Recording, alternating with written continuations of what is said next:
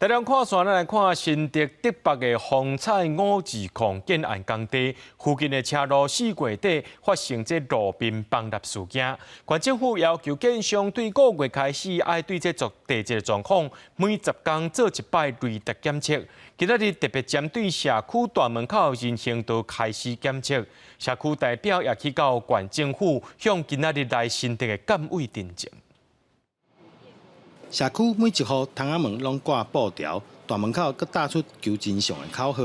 新竹县竹北市风采520工地附近道路崩塌事件，6月初8进行第5摆检测，因为前几天人行道涂骹底也出现掏空的状况，所以特别扩大检测范围。这一周会针对大家可谓的社区做人行道的开挖来看看是不是有更其他的一个松动。 如果有松动，会再去跟我们的透地雷达做比对，就可以让透地雷达的这个科学数据能够更客观哦。那目前我们有发现一个区块，它的土壤密度是有比较低的。那这个部分我们希望透地雷达跟实际状况来做比对。所来检查报告会交第三方单位做鉴定，在调查报告还未出来进前，会扩大观测的范围，控制风险。 来进行安全鉴定，增加社区检测点。另外，建案附近的社区代表把专工去县府向监察委员တင်情。